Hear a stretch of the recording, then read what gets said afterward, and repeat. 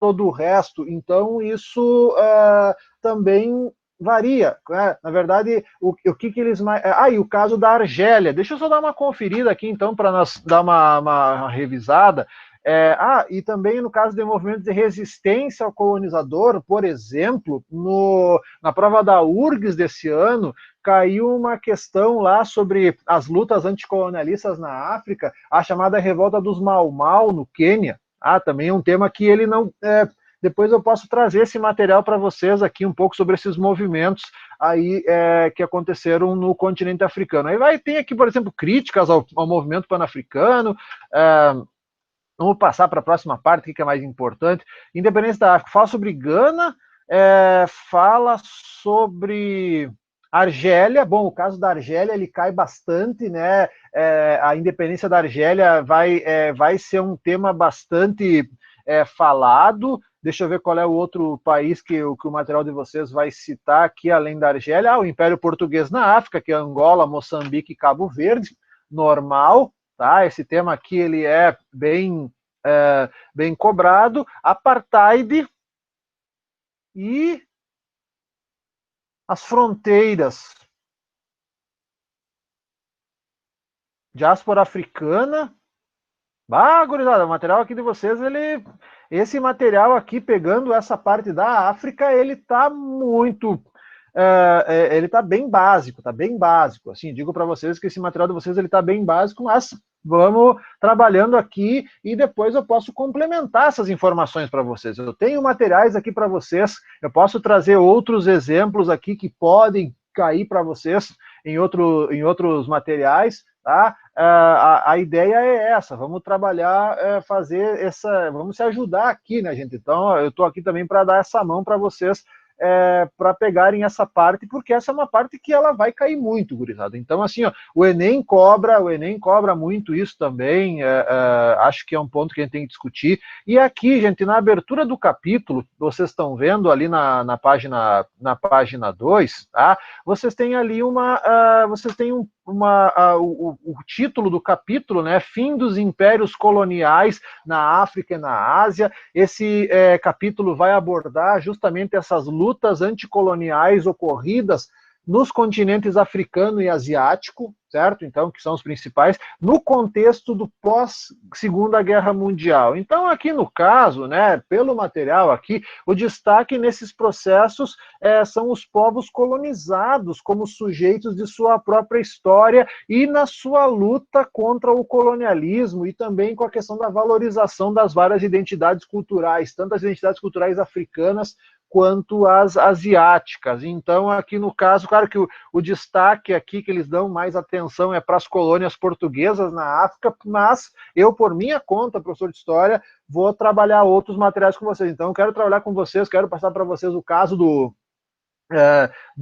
da República Democrática do Congo atual, eu quero trabalhar com vocês o caso o caso da Nigéria, que é um caso que pode aparecer ali, outros países. Aliás, né, ontem eu estava dando uma olhada, um caso específico de um país do norte da África, um cara de um país chamado Burkina Faso, que era uma colônia francesa chamada de Alto Volta. Na data de ontem, era a data em que tomou posse esse líder da independência dele, um cara chamado Thomas Sankara. E aí o Thomas Sankara, ele, depois de um tempo, ele acabou sendo deposto e assassinado. E ele é uma espécie de herói das lutas pela independência das colônias africanas. Então, tem vários personagens aí que a gente poderia falar e que, se eu for eventualmente lembrando, eu vou trabalhar com vocês esses autores. Então, aqui para começo de conversa, turma, tá?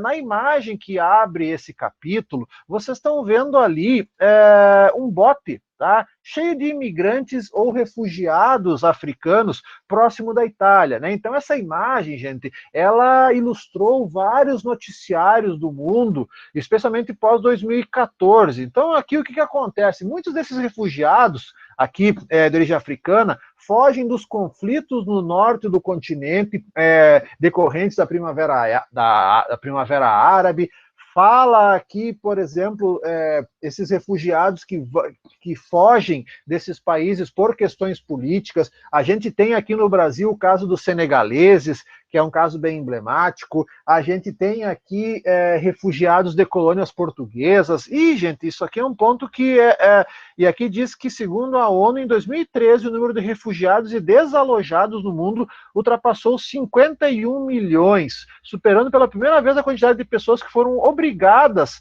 a imigrar durante a Segunda Guerra Mundial. Então, isso mostra o quão grave é essa situação. Na verdade, né, gente, essa imagem aqui, ó,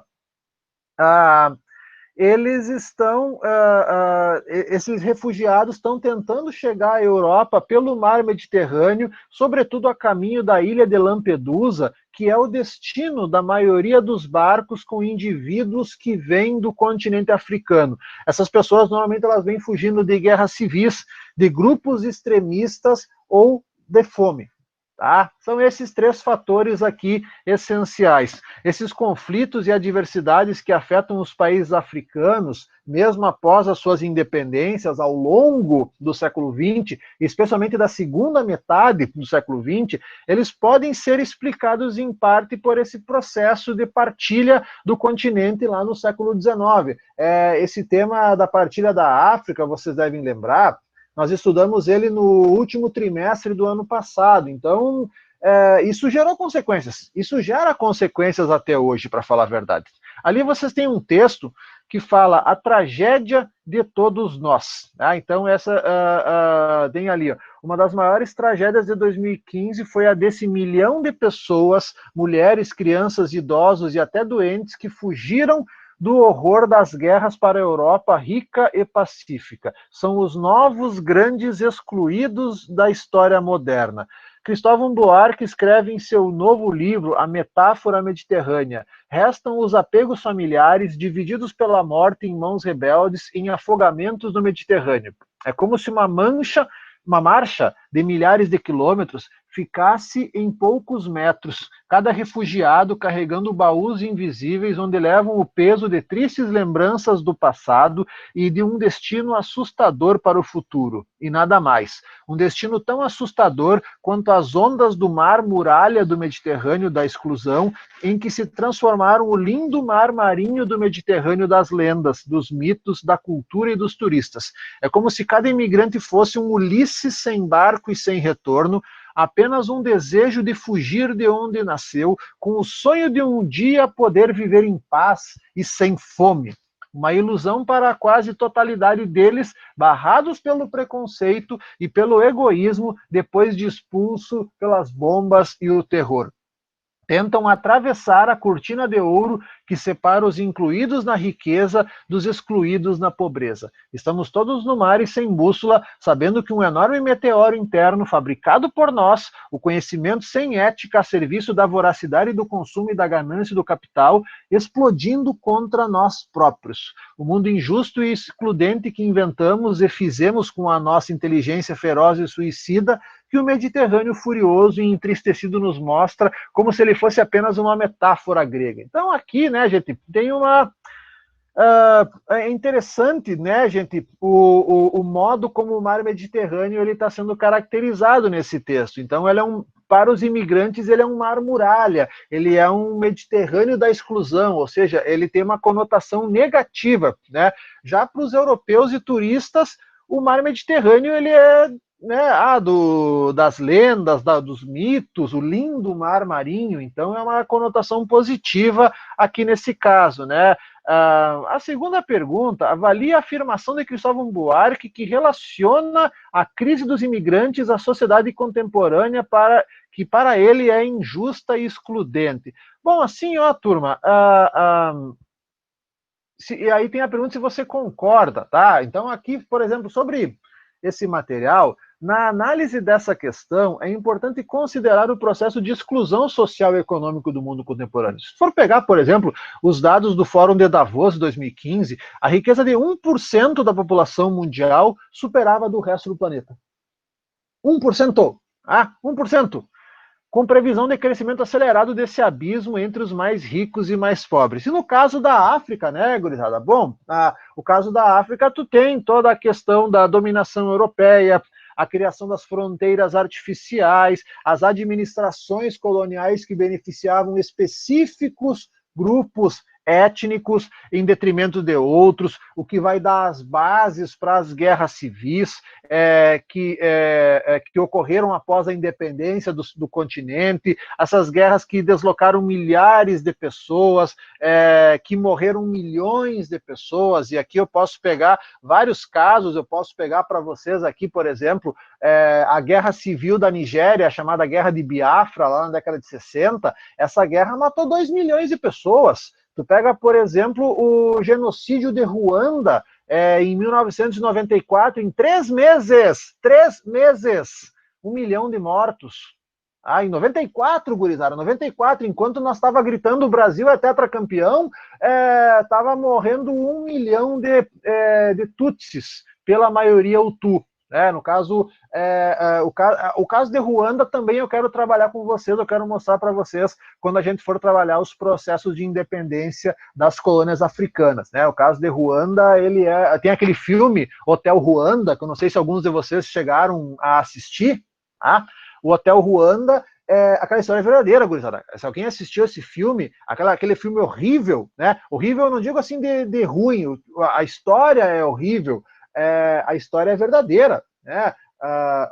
Aquilo aconteceu, tem uma série de fatores que depois eu quero trabalhar com vocês, a parte, que mostra que aquilo foi uma coisa. E fora outros casos, na verdade, assim, na Somália, no Quênia, após-independência, recentemente no Mali, olha, gurizada, tem tanto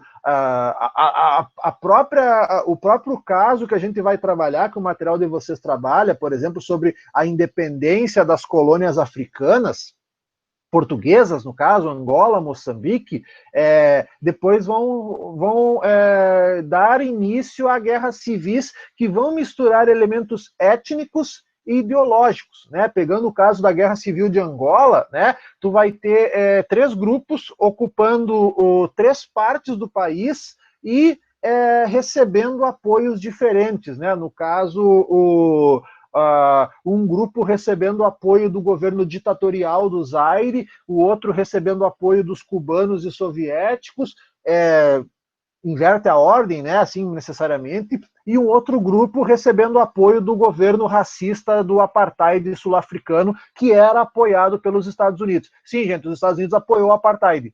Tá? Enquanto existiu a União Soviética, o apartheid era de boa para os Estados Unidos. Tá? Isso é uma informação que vocês vão ter, e que cada vez que eu tenho que falar isso, eu fico meio pistola, porque é complicado. Tá?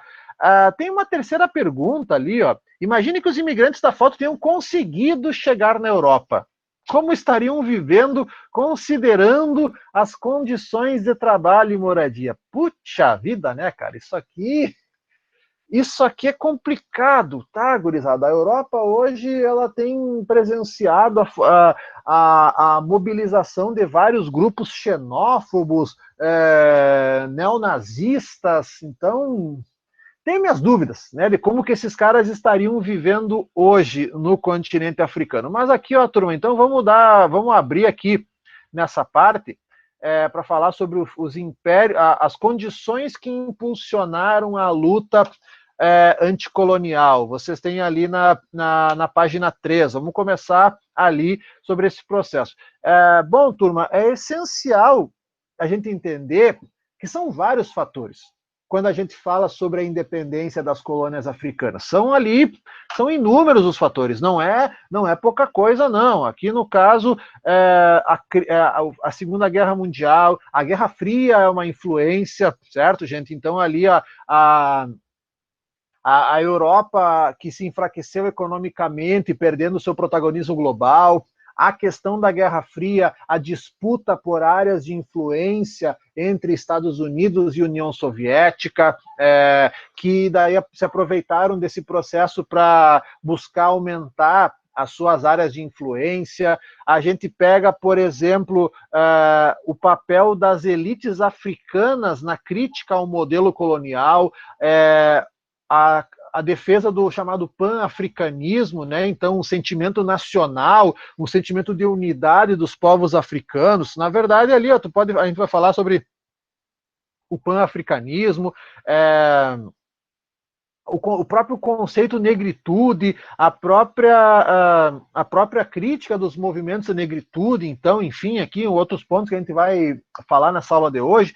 E aí, assim, ó, turma, o movimento de descolonização na África e na Ásia, então a gente pode falar, né, ali a questão da Segunda Guerra Mundial, a Europa em frangalhos, certo? A questão da Guerra Fria, né, também é um ponto aqui importante, né, para nós falarmos, e internamente a pacificação dos territórios conquistados, celebrada pelas potências imperialistas como um efeito benéfico, contribuiu para consolidar essa ideia de sentimento, esse sentimento de nação nas colônias, tá, gurizada?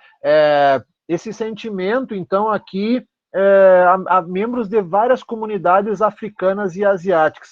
E também um outro ponto a ser colocado aqui, o aumento da população, ampliando a diferença numérica entre os colonos europeus, que eram menos numerosos, e as populações locais. As elites locais se formaram, lançaram uma série de críticas ao modelo colonial. A insatisfação ela vai se acentuar à medida que vários dos membros dessas elites iam para a Europa a fim de completar os estudos e lá estabeleciam contatos com intelectuais de várias partes do mundo.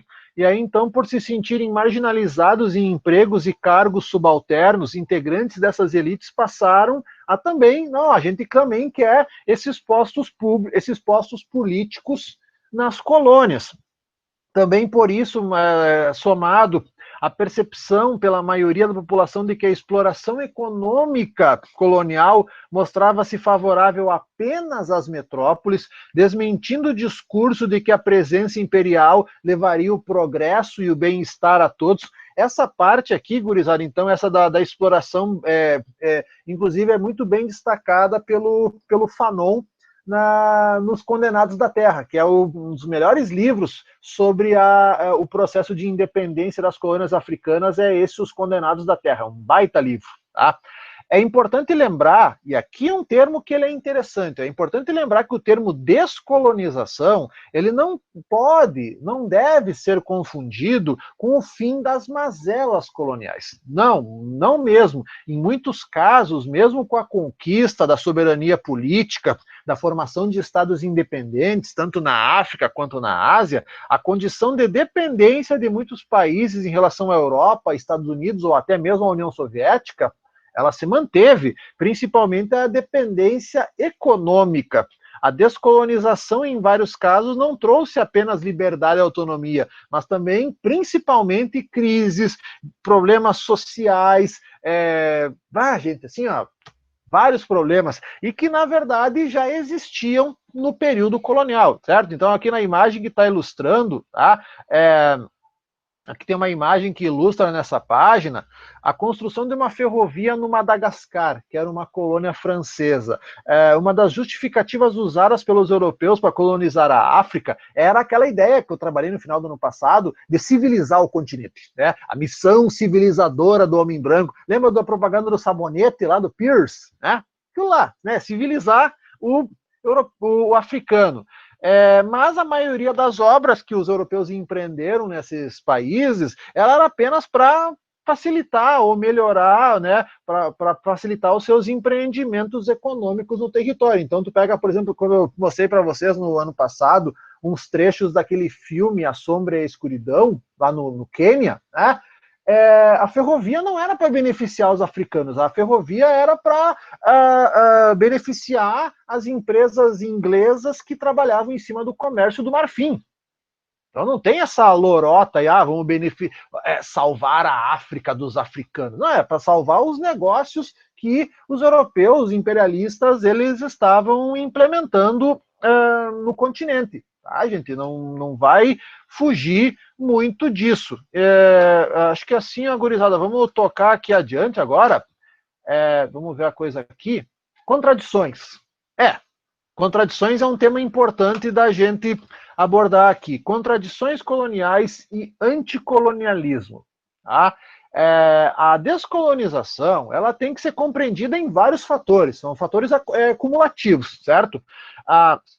Mesmo com a influência externa, a gente não pode dizer que só a Guerra Fria é importante para acabar com o colonialismo. Não, não dá, gente, não dá para falar sobre isso, certo? Se a gente levar em consideração os desdobramentos, a gente tem que estudar a emancipação africana e asiática como um processo que segue, como um processo contínuo, que foi alimentado por vários fatores que vão formar uma bola de neve, e aí deu nisso daí, tá, gente? Esses fatores não correspondem somente à configuração bipolar do mundo, mas principalmente à dinâmica de cada colônia, tá? Experimentada desde que os europeus chegaram lá. Então, pegando ali durante a Primeira Guerra Mundial, começando aqui, ó, durante a Primeira Guerra Mundial, as colônias forneceram soldados e mantimentos para os exércitos de suas metrópoles. Tu pega, por exemplo, na Primeira Guerra Mundial, eu até mostrei para vocês quando eu trabalhei esse tema ali nessa transição ali do período presencial para o período em home office que nós estamos fazendo aqui, em aula à distância, a gente viu que tinha soldados indianos lutando na Europa. Só para ficar por aí, tá? Estas, por sua vez, né, no caso as metrópoles, prometiam recompensar esse esforço com reformas que não foram feitas mesmo no fim do conflito. Tu pega, por exemplo, o caso da Índia, né, gente? O caso da Índia tem um caso bem emblemático durante a Segunda Guerra Mundial, que houve um deslocamento de alimentos da Índia para alimentar os soldados na Segunda Guerra Mundial, e isso causou a morte de milhões de pessoas na Índia de fome, um genocídio na Índia, né? Esses genocídios que poucos autores gostam de falar, né? Porque, especialmente os ingleses, Deus o livre eles falarem que na época do Churchill mataram milhões de indianos de fome. Eles preferem lembrar de outras fomes aí, né? Então, tem muito disso aí na nossa história que vocês vão de perceber. Bom, outro ponto, que no Entre Guerras, se por um lado houve o ápice, houve o apogeu dos períodos, no caso, deixa eu ver uma coisa, se por um lado houve o apogeu dos impérios coloniais, com o colonialismo atingindo seu ápice territorial e econômico, impulsionado pelo crescimento do extrativismo nos territórios dominados, por outro, o que se fortaleceu também ali foi o nacionalismo nas colônias, e isso foi muito importante na relação entre os europeus e os povos colonizados. Assim, a frustração inicial pelo não cumprimento das promessas de reforma, aí tu entra os efeitos cumulativos da colonização, especialmente aqueles pós-crise de 29. E aí, assim, a crise de 29, ela esculhambou ainda mais a coisa. Assim, as reivindicações pelo abrandamento da opressão colonial transformaram-se em manifestações e em lutas por emancipação. Aqui diz o seguinte, né, no texto da Leila Hernandes: é importante lembrar que no Entre Guerras, ao mesmo tempo que se intensificam as lutas nacionalistas no chamado Terceiro Mundo, ainda não era Terceiro Mundo na época, esse é um conceito posterior.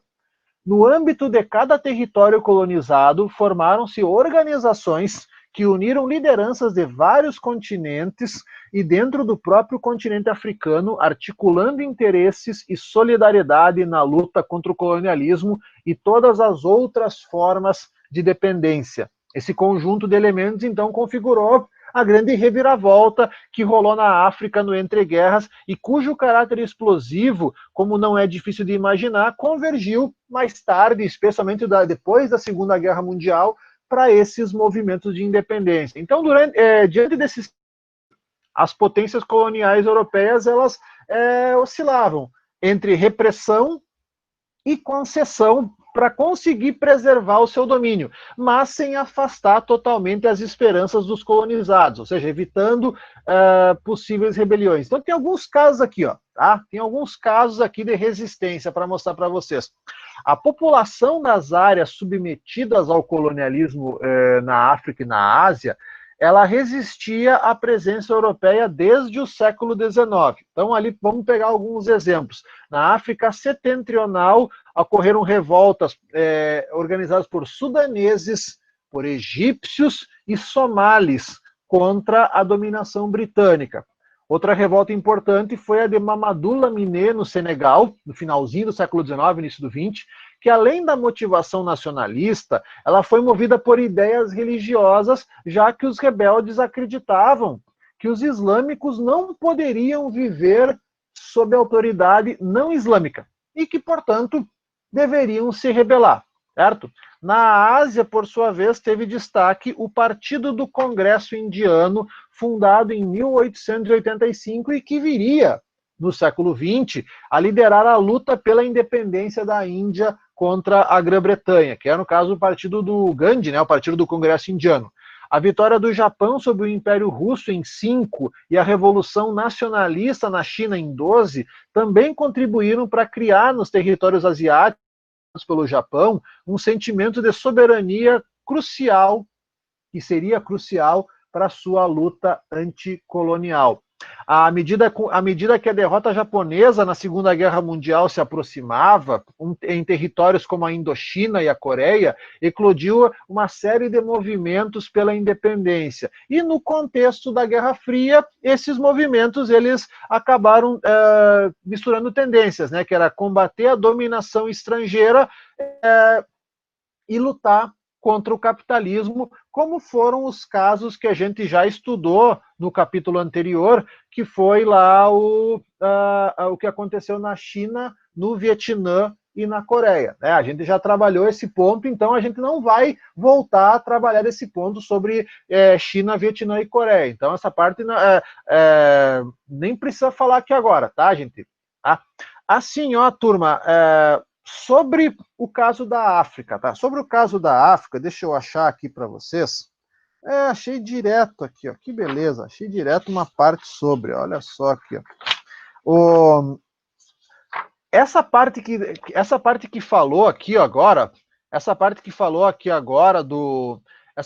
fala ali sobre resistências ao colonizador, essas datas, elas estão no volume 7 da coleção História Geral da África, tá, gente? Então aqui, nossa, tem um monte de caso aqui, ó. Iniciativa e resistências africanas no norte da África e no Saara. Sudão. Aqui, ó. Tá? Deixa eu dar uma olhada. Deixa eu ler aqui para vocês dois casos aqui, o do Egito e o do Sudão, que apareceram ali nos exemplos, tá? O Egito, vamos pegar aqui o Egito. Um dos casos, tá?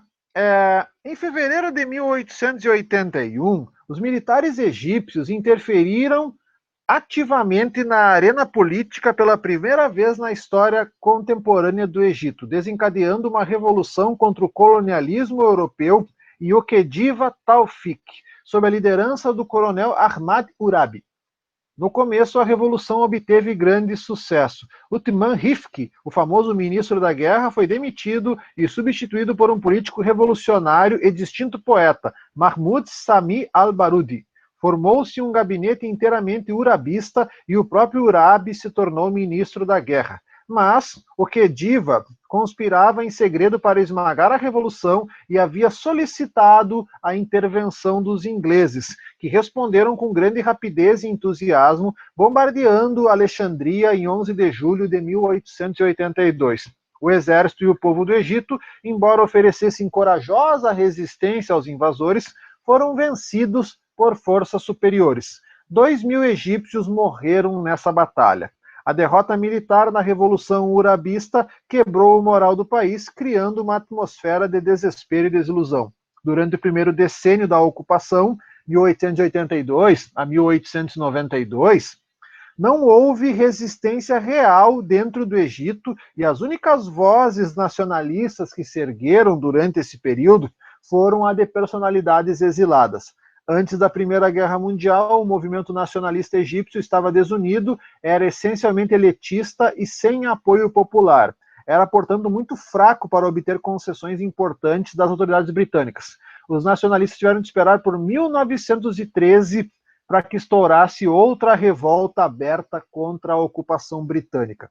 E, cara, assim, ó, na verdade, essa coleção História Geral da África, então ali vocês vão encontrar vários casos, e deixa eu mostrar para vocês um caso aqui para vocês, deixa eu ver se vai aparecer aqui, URGS 2020 História. Aqui, ó. Tô com a prova na mão. Ah, beleza. Vai abrir aqui o arquivo, só para mostrar para vocês uma questão sobre a história da... aqui, ó. Vamos ver se vai abrir.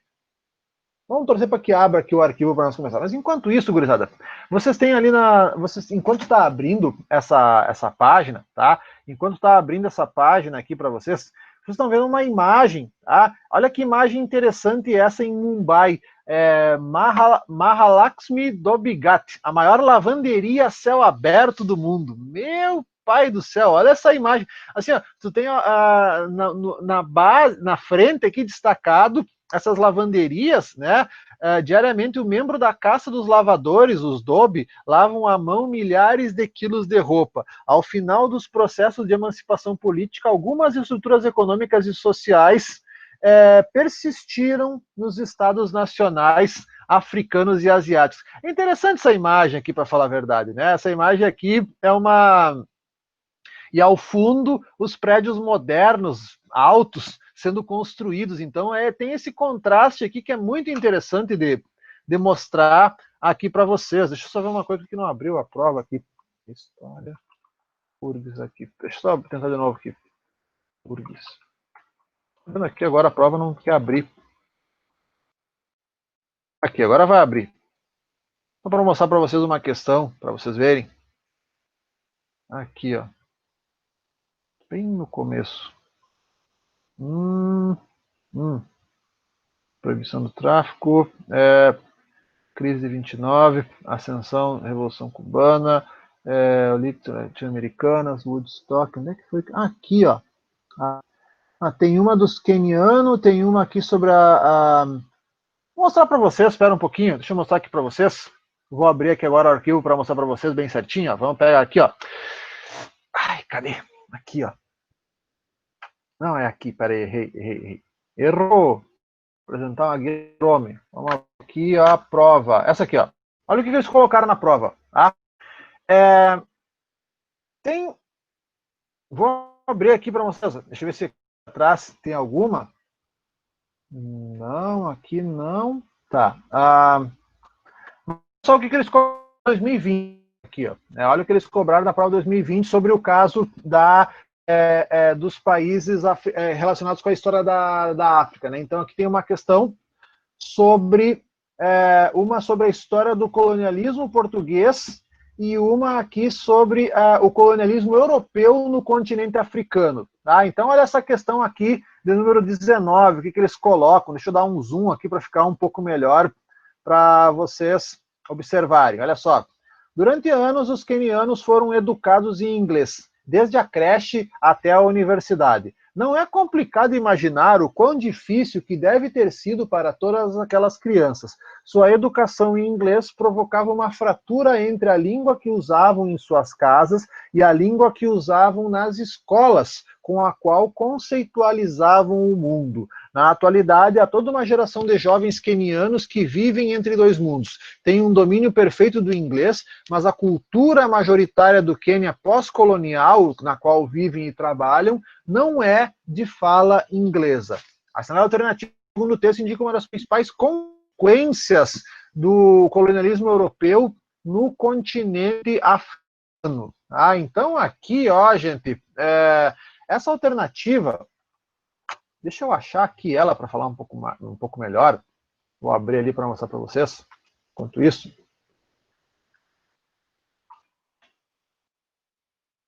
aqui. Essa é a questão de número 19. Vamos ver a questão 19 aqui um pouquinho.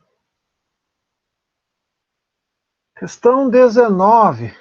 Tá. Principais consequências, a imposição do conhecimento de várias línguas. Não. Já descarta, né? Já bota várias línguas ali porque, né? honestamente, não é só o inglês. Então, a correta aqui. A precarização da educação formal que impossibilita a correta formação para o mercado de trabalho. Não, sim, ó, tá? A negação por parte dos africanos de conceitualizar o mundo a partir das línguas nativas. Não, ignora. A experiência de intercâmbio promovida pelas antigas colônias, permitindo que os africanos tenham dupla cidadania. Não, gurizada, também não. A distância entre as formas culturais dos cidades africanos e o caráter eurocêntrico da formação escolar colonial. Assim, gente, a URGS, ela dificilmente ela cobra, o que ela menos cobra é a interpretação de texto. Nesse caso aqui, apesar de vocês nunca terem ouvido falar desse caso aqui, né, eles colocaram uma questão ali sobre a interpretação de texto. É raro eles colocar isso, tá? Mas, enfim, fizeram essa experiência aqui sobre esse tema, tá? Então, aqui é um tema que ele é bem... vou começar aqui. O pan-africanismo e os movimentos de negritude, certo? São movimentos, né, gente? São movimentos, são formas de organização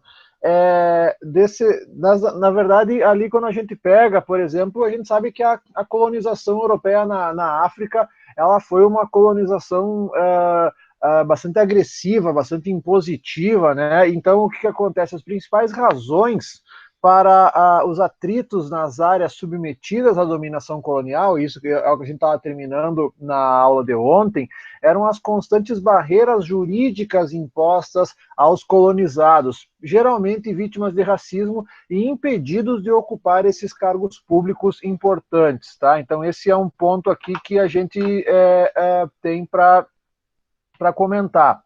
Assim, a valorização das raízes culturais africanas ela vai acabar se transformando num dos fatores que vão impulsionar a essa luta anticolonial. Então, opondo-se a esse, não só a ocupação colonial, mas também opondo-se ao colonialismo cultural, eles exigiam o ensino na língua dos ancestrais, além do idioma do dominador, e o direito de exercer ofícios como o de lecionar, que naquele momento não estavam sendo exercidos, então, por esses povos. E, nesse sentido, as bandeiras nacionalistas vão representar uma maneira dos povos colonizados eles afirmarem essa sua identidade. Na verdade, né, gente, eu estava dando uma olhada aqui no material, depois a gente pode comentar um pouco, tá?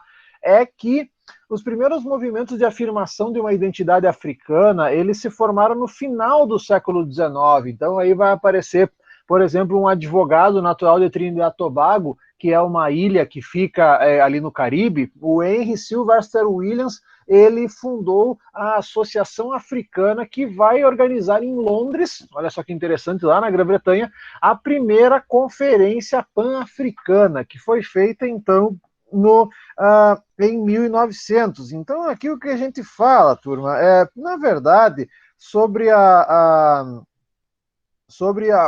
essa primeira conferência africana, tá? Ela vai ser produzida, então, né, durante essa conferência, o documento comunicado às nações do mundo, convocando os líderes europeus a lutar contra o racismo e também garantir a soberania das colônias africanas e asiáticas. E aí, 19 anos depois, então, no ano de 1919, finalmente, que vai ser, depois dessa primeira conferência pan-africana, vai ser realizado o primeiro Congresso Pan-Africano lá em Paris, onde os seus participantes defendiam a emancipação gradual das colônias e também a ampliação dos direitos civis dos negros estadunidenses, tá? Também porque vale lembrar que nessa mesma época, lá em 1919,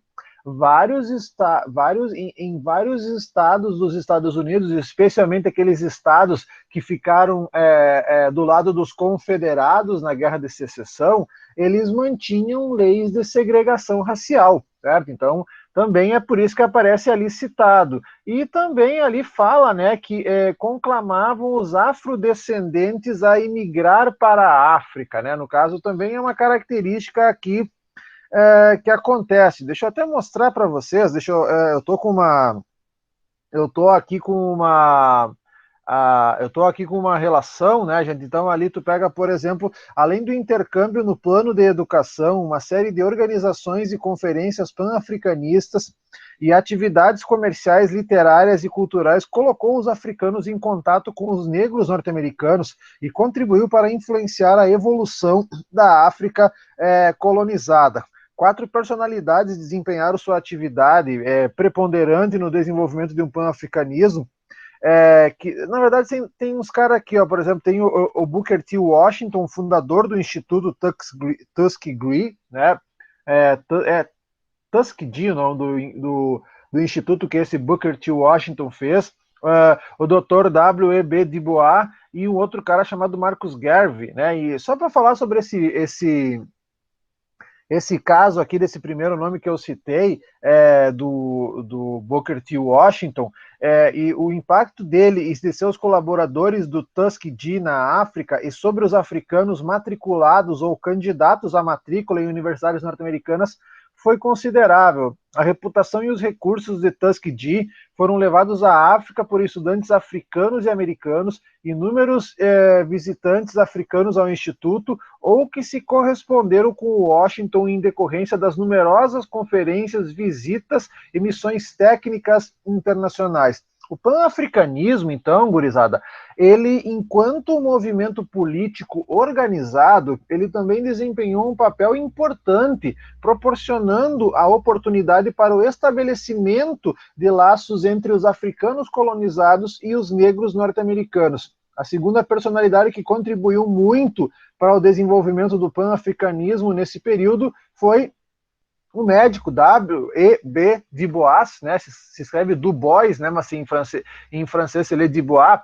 Ele desempenhou um papel importante e preponderante nos 3 congressos. Foi ele que convocou o primeiro congresso em 1919, né? Então esse primeiro congresso ali, então aparece esse nome desse cara, e esse cara, o Du Bois, né? Esse cara que é importante dentro dessa defesa do movimento do pan-africanismo, ele convocou esse primeiro congresso na França a fim de 3 motivos. O primeiro motivo era cobrir a Conferência de Paz para um jornal de crises, né, lá em 1919, a conferência de 1919, que ele está falando, é a Conferência de Versalhes, aquela no final da Primeira Guerra Mundial, reunir informações para a proposta de uma história do negro norte-americano na Grande Guerra e fazer pressão pró-reconhecimento dos direitos políticos das raças de cor que vivem nos Estados Unidos e no resto do mundo. E uma das resoluções adotadas nesse primeiro congresso de 1919, e que depois ela vai voltar na Carta da ONU e posteriormente lá em 45,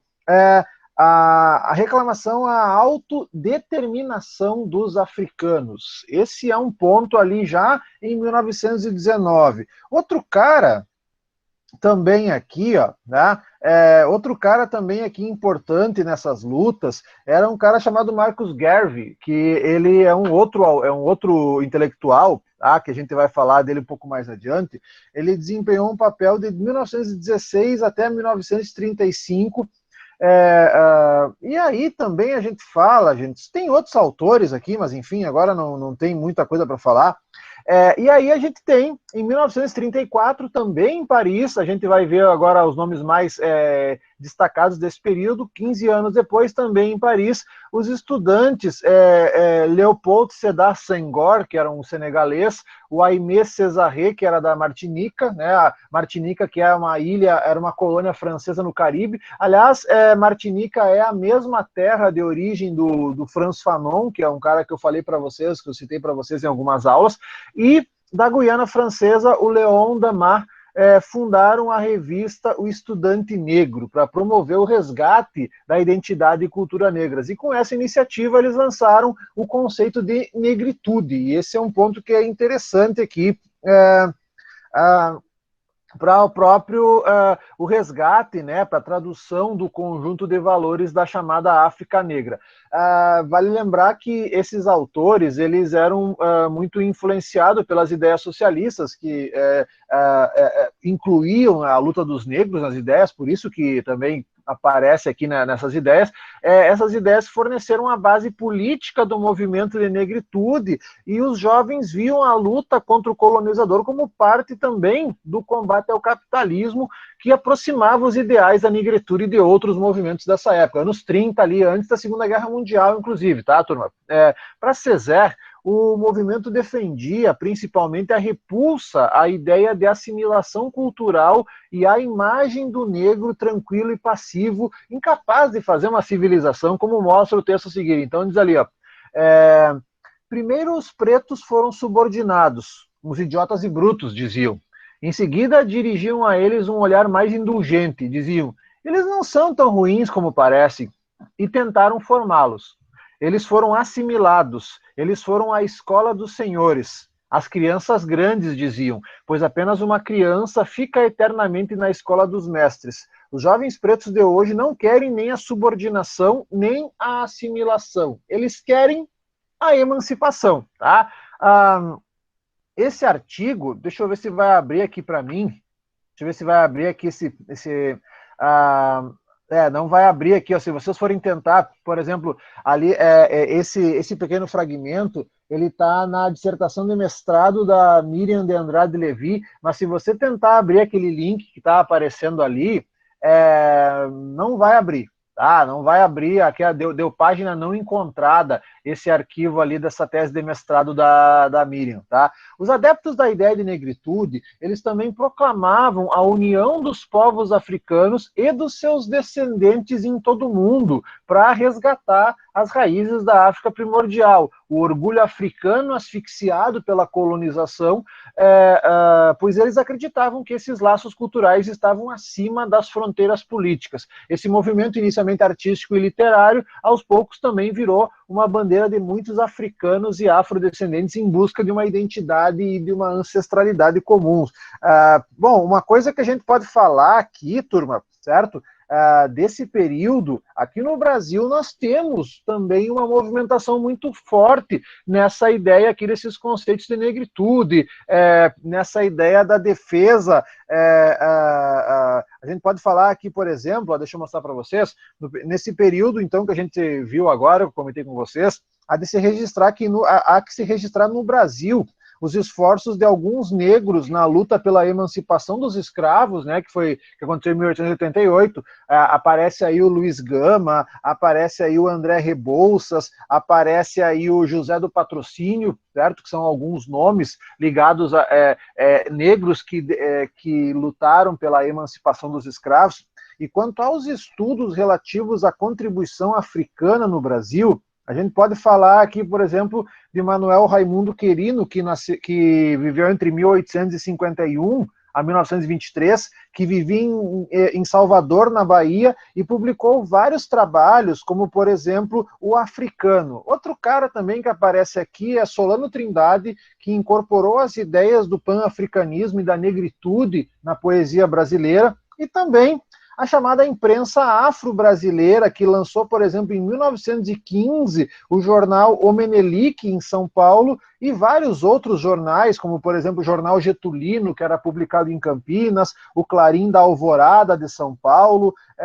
Na década de 30, ali, 33 a 37, durante a Era Vargas, o jornal da Frente Negro Brasileira, que era um movimento de caráter político, o jornal A Voz da Raça, né? Então, tem vários reflexos dessas lutas pan-africanistas, dessa ideia de negritude aqui no Brasil. E ali vocês têm na página, né, de vocês, ali no final da página 5, vocês têm uma imagem, né, de uma apresentação daquele grupo famoso lá de Salvador, o Grupo Olodum, que como tá aparecendo ali, deixa eu permitir o acesso aqui do pessoal, grupos como o Olodum, por exemplo, são conhecidos por promover e afirmar a cultura afrodescendente. Então aqui tem essa característica aqui bem destacada, tá, turma? E virando a página 6, então virando ali na página 6, agora a gente vai falar um pouco sobre as críticas a esse movimento. Bom, turma, claro que o conceito de negritude,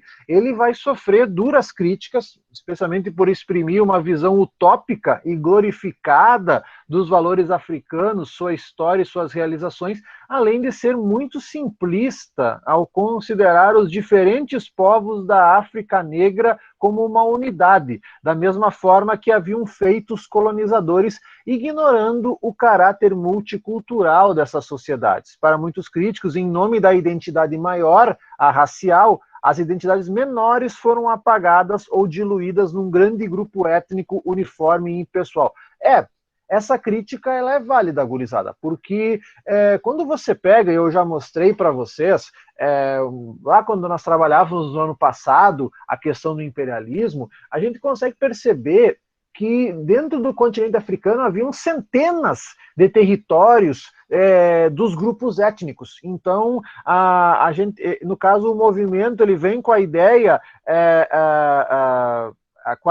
por exemplo, em nome da identidade racial, você pega todas as identidades étnicas variadas no que existem no continente africano até hoje e coloca como se fosse uma coisa só. Né? Então, isso é uma crítica, ela é uma crítica pertinente, ela não deixa de ser uma crítica pertinente porque acaba, né, em nome de uma força maior, você acaba tirando as peculiaridades de cada povo. Né? E realmente, gente, o continente africano, ele os povos, as etnias, os traços físicos, certo?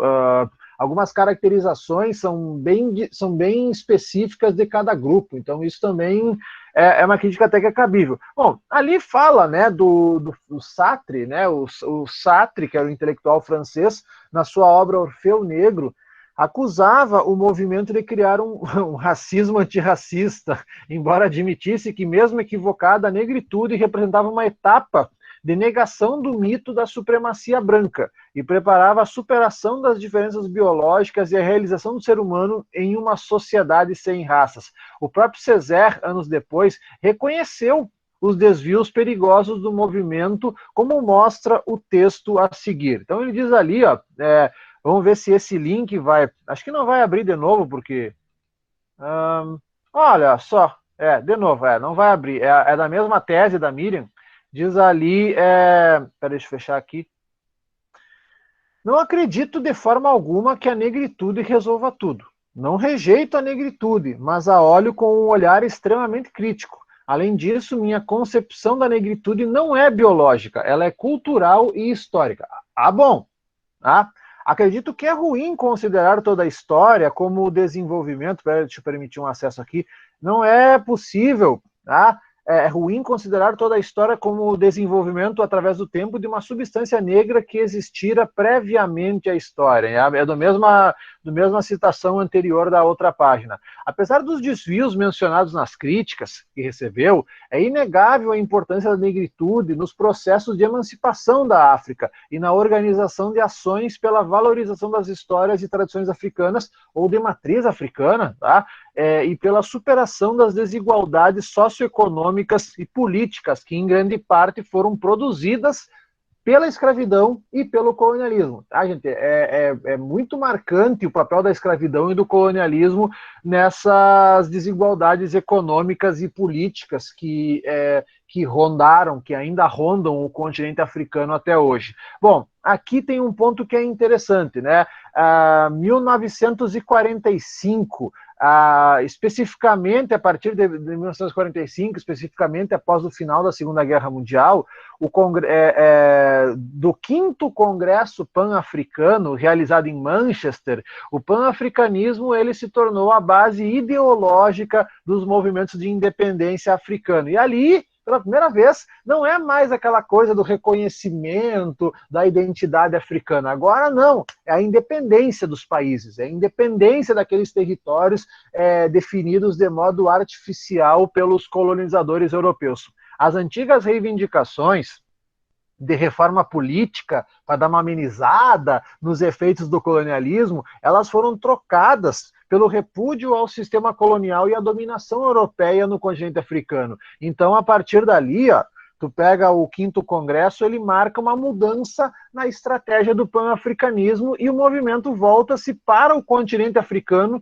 com propostas políticas e econômicas concretas. Então ali está aparecendo ó, a elite intelectual de africanos espalhados pelo mundo, entre eles Kwame Nkrumah, que é um cara que aparece bastante hoje em alguns escritos sobre o pan-africanismo, o Jomo Kenyatta, que não é tão citado, o Senghor, que a gente já mostrou ali para vocês, e o Patrice Lumumba. Esse Lumumba, o Patrice Lumumba, é bem importante, tá, gente? Esses quatro assumiram a liderança do movimento pela independência, papel que depois a levaria ao governo dos Estados Nacionais, formados após a libertação territorial do domínio colonial europeu. Só quero fazer uma pesquisa aqui rapidinho, só para citar esses nomes, porque, por exemplo, o Patrício Lumumba, ele vai participar do processo de independência da República Democrática do Congo, aquilo que depois virou Zaire. Esse eu conheço, né? Eu já estudei um pouco sobre esse. Deixa eu ver os outros caras aqui, ó. O Kenyatta, o Kenyatta, ele foi o primeiro-ministro do Quênia. Então ali o Jomo Kenyatta, ele era um cara do Quênia, então ali até o sobrenome dele ajuda um pouco a compreender. O Senghor era senegalês, foi presidente do Senegal, então é um cara importante aqui. E o Kwame Nkrumah, ele foi presidente de Gana. Então, olha só, esses quatro nomes aqui, eles são importantes, né? Depois, inclusive, eles acabaram se tornando presidentes ou primeiros ministros desses países aí da onde eles vinham, né? Então, o Senghor, que vinha do Senegal, o Kenyatta, que vinha do Quênia, e o Nkrumah, que veio de Gana, além do Lumumba, que foi o líder, foi, na verdade, o primeiro-ministro, tá? Ele foi o primeiro-ministro da República do Congo, e não como eu havia falado para vocês, tá, turma? É interessante muito, assim, ó, é interessante você ver que esses caras, né, que participaram desse quinto congresso, depois estavam, a partir de um tempo posterior, estavam liderando esses processos aí nesses novos países. Vocês têm ali agora, a página 7 até a página 10, vocês têm ali umas atividades para fazerem ali, ó. Na verdade, vocês só não precisam fazer aquele item de número 6, tá, turma? Aquela parte sobre redação ali, essa parte aí não precisa se preocupar tanto com isso. Deixa eu interromper aqui a gravação para a gente dar uma conversada sobre essas atividades aqui, tá?